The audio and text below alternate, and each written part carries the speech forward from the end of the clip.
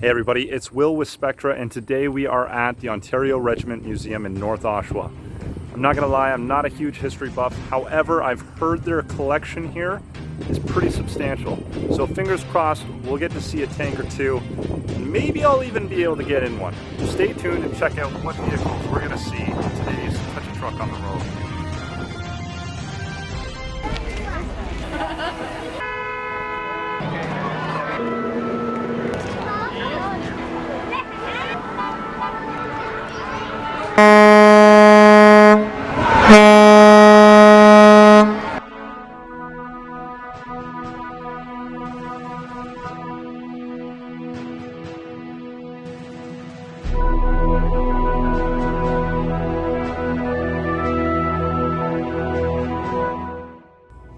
Hi, my name is Dan Ager. I'm the Operations Manager for the Ontario Regiment Museum.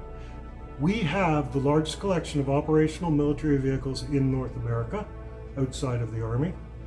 We've got over 100 operational military vehicles ranging from motorcycles to jeeps to armored personnel carriers to tanks, fully operational tanks, basically from World War II until the present day.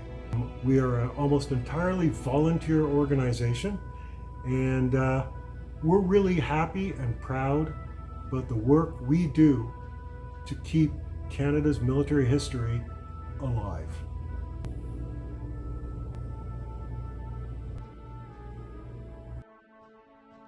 That's the Stewart. Okay. That is actually a four-man tank. This is a four-man tank. Yes, so you have the driver down here, you have the co-driver behind the machine gun. If you look up there, you can see there's two seats. Okay. That's all four people in there. Tankers in World War II tended not to be the tallest people in the world. They had to have quite a bit of strength, obviously, because mechanical work. But this particular vehicle, the M3A1, it was used as a scouting tank. Okay, so basically every tank battalion, what we call a regiment, would have a troop or a platoon of scouts. And so they would be in these vehicles scouting up ahead. This is prior to drones and all the other wonderful stuff. That's where scouts used to have to use small, agile vehicles to move as close as they could to the enemy without being seen. And then they were always working in pairs. So one is always watching when the other one's moving. If one of the vehicles, the one that's moving, suddenly goes bang, the guy who's watching can report and say, now we know where the bad guys are. Again, really interesting vehicle. It's also one of our only vehicles with a radial engine. What does that mean? So basically what you have is most engines, this is a cutaway for training.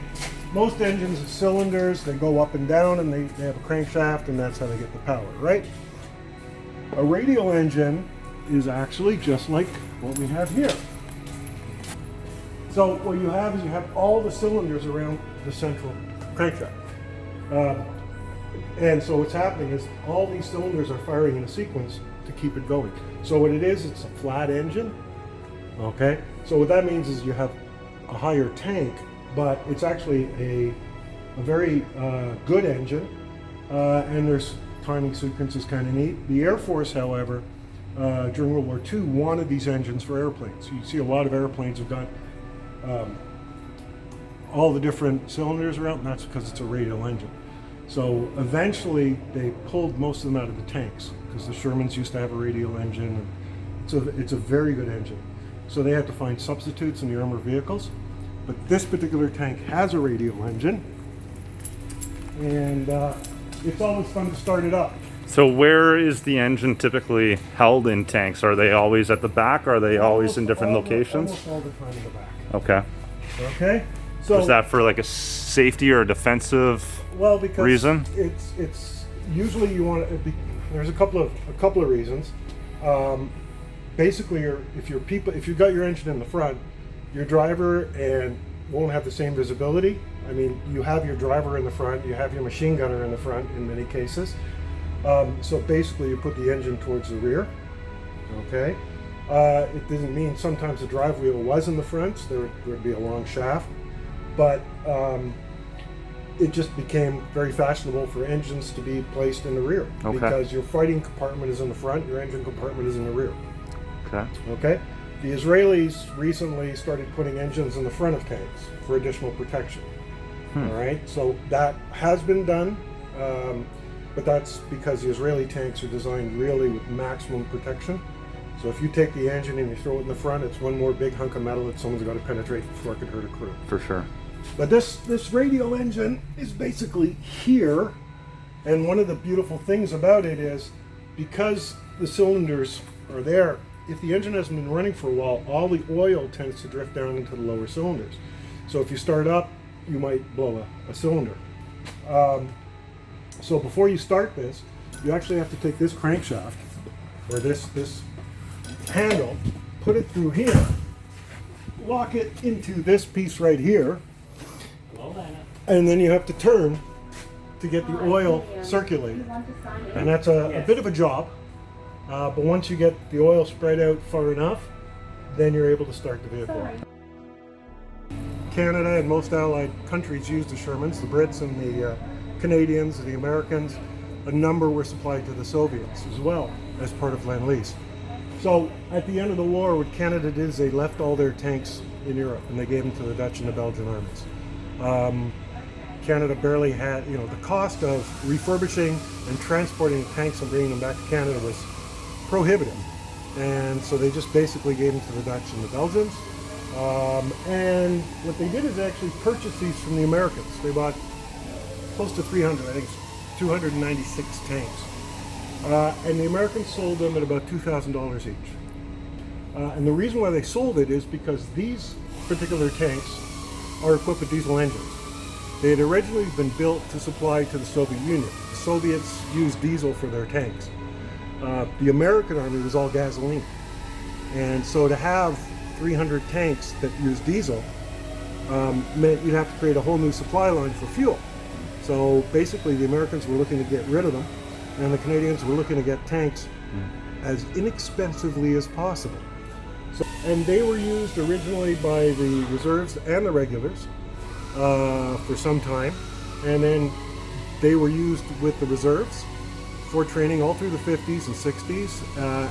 However, as the tanks grew older and parts became more difficult, the government basically came up with a policy: any tank that needs more than X number of $1,000 to repair, it's condemned. So the last regiment to actually use these was the Ontario Regiment. And that's because they use GM diesels and some GM parts. And it just so happened that the honorary colonel, Mr. McLaughlin, was also the chairman of the board. And so when they needed parts, they made a phone call and parts magically appeared. So they were able to keep them running up until 1972 when they were retired. Last regiment in Canada to use them. So it's a very, very nice tank, and it's different than the earlier Shermans in that it's got wider tracks. Okay. This one has diesel engine. It's got much better armor in the front. And when you see most Shermans, they have a shorter gun without a flash hider, muzzle brake on the end of the barrel. So this is really the last sort of the latest gun that was used on the Sherman. So this is like the penultimate model of the Sherman. What's the typical width of treads on a tank? I know you just said they vary, but on average... It depends on the vehicle. Okay. So for instance, if you're looking at the Stuart, you're seeing it's fairly narrow. You're seeing by the chassis it's getting wider. And by here, by this Sherman, you're seeing it's pretty wide. Take a look at the T-34-85, fairly wide as well. Now that's all important for cross-country work. Because you have to think of it like snowshoes. You've got a very heavy object. And it's like if I am walking on snow with just my foot, I've got a lot of pounds per square inch ground pressure on very few inches of foot. However, if I'm wearing a snowshoe, I'm spreading out the weight, so I'm actually walking on top of the snow.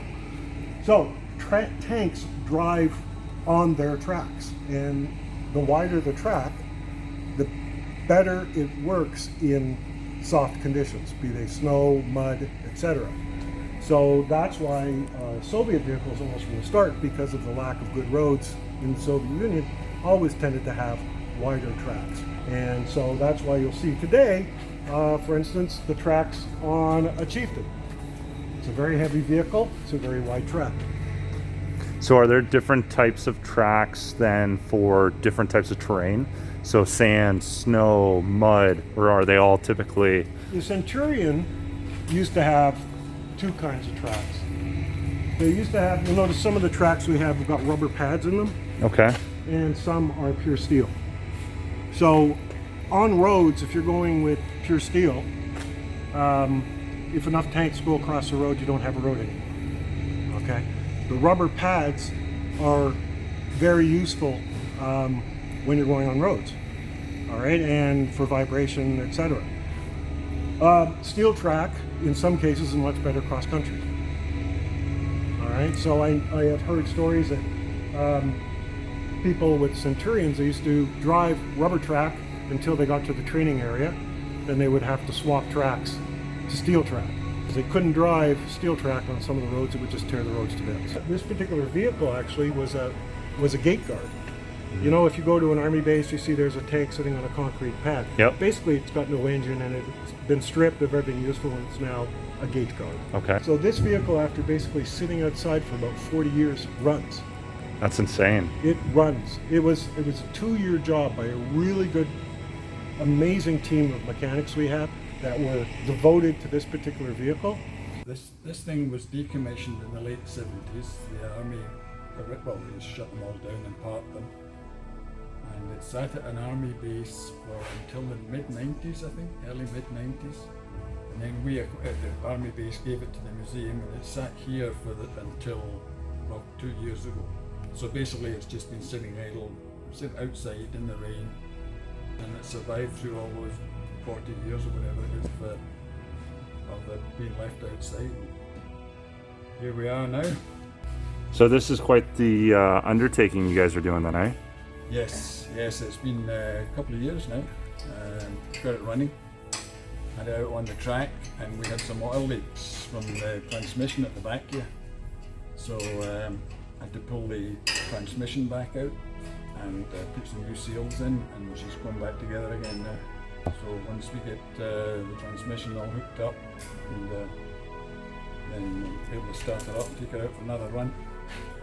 Cosmetically, it's been cleaned up on the outside and in here, and the driver's compartment. This in here in the turret is still needs a lot of work. Is it pretty much gutted in there then? No, it's not gutted at all. No. It's surprisingly intact, but it's sat for 40 years. You know, who knows what conditions. And I would like to get there's a electrically powered turret rotation on this. Okay. And gun elevation. I'd like to try and get that working, but that's a lot of heavy wiring. There's amplifiers, there's circuitry. The load is standing roughly where you're standing, loading it here. And the commander is sitting in this seat. On here. that chair there. Yeah, depending on whether he's been shot at or not, he'll have his head sticking out of the cupola here. Okay. Or he'll be down inside looking through vision ports. Wow.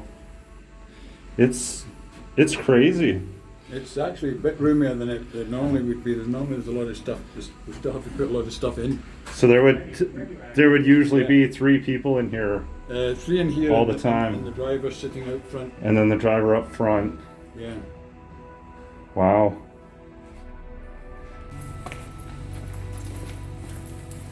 So originally the Canadians fought the Leopard C1s with the flat-sided turrets. And they were, the whole concept of the Leopard tank was to have a very mobile vehicle with a hard-hitting gun. The 105 is a very excellent gun. And the whole idea is you set up, you fire, you pull out, move to a different position, set up, fire, keep moving, fire and movement the entire way. Generally what tanks try to do is they try to adopt at least NATO tanks try to adopt what's known as a hull down position. And that's why a lot of people say, why are NATO tanks so high compared to Soviet tanks? The best way to have the best armor is to have a hill in between you and the enemy shooting at you. So what you want to be able to do is you want to be able behind the hill and then sort of pop so your gun just pops over the top. Most of your tank is still hidden, and you get to fire a couple of rounds, pull back, pop up another place on the hill. If they're getting too close, pull back, go to another hill. All right, that requires speed and coordination and tactics. But it also requires a gun that lowers quite a bit, because if your gun doesn't lower that much and you're on a hill, you have to get right on top of the hill to shoot down. And then you're exposed. And then you're exposed, so you're sort of defeating the purpose.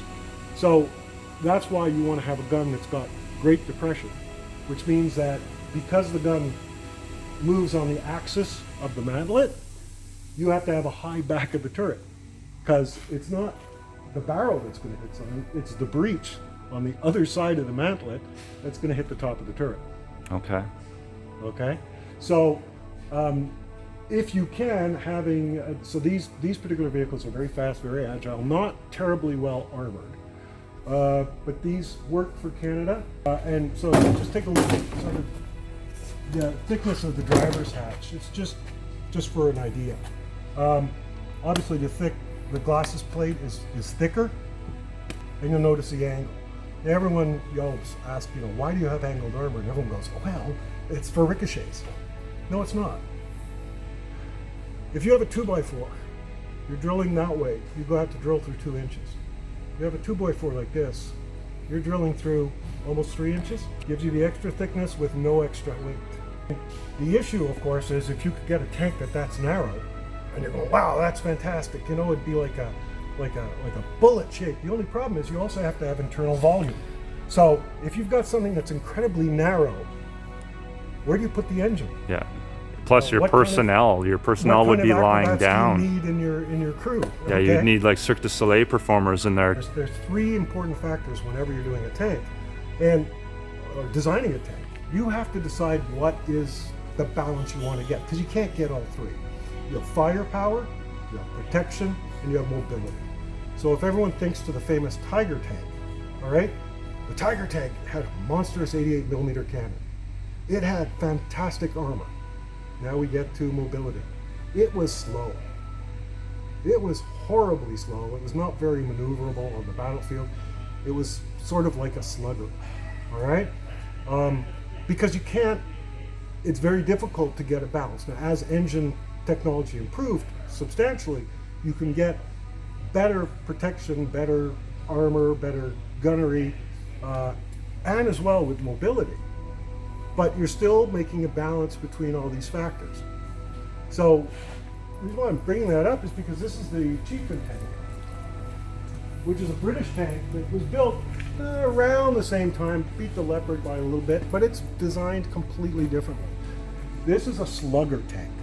They had a revolutionary engine, made it fairly powerful, but if you take a look at this armor, just take a look at the thickness of the driver's hatch compared to what we saw in the Leopard, all right? Take a look at the slope, okay, versus the Leopard. It's much shallower, so you're getting better protection, all right? Okay. How do they choose the color palettes? The whole idea is it's part of camouflage, right? So first of all, you want to have dull colors. You don't want to have reflection because sunlight bounces off of it. So you want a dull color. You want a color that's going to match. So basically Northern Europe, Canada, most you'll find variations of green, maybe green and brown and black, and just to break up the lines. And then you have this. We nicknamed this the Lego tank. All right, it looks like it was built by a child using blocks, and the child had a bad sense of color coordination, right? This is actually an official camouflage. So I talked about, generally green for tanks. If you look off in the corner there, you can see a whole bunch of yellow tanks. Those are all desert war, yellow for the desert. The Brits said, why do I have a green tank if I'm in a city? And so they started working on various camouflage patterns, and they basically said, let's put in a dazzle camouflage, a disruptive camouflage, and we got lots of white concrete, we got lots of gray stonework, and brown shadows. And so this is actually official British Army Berlin camouflage. This here is a ferret. These 2 are ferrets. We have about 7 or 8 ferrets in the collection. This is, to me, one of the finest reconnaissance vehicles ever done. All right? It came out after the war. It was like in the 50s. And what you have here is you have a vehicle that's got 4-wheel drive. That's tin. It's got a 5-speed transmission forward, 5-speed to reverse. All right? The actual crew and engine are protected in armor. You're talking about, look how low this is. Innocuous this is. Canadians usually use 2 people in there. You could put a third. But so you have a commander that's sitting right there, sticking his head over the edge. You have the driver that's sitting right down in the middle of the vehicle. These are great scouting vehicles. And again, they're always working in pairs. And these vehicles were the first vehicles that this museum ever got. So with time, the collection started off with a couple of ceremonial ferrets. And today, this is only part of the vehicles we have.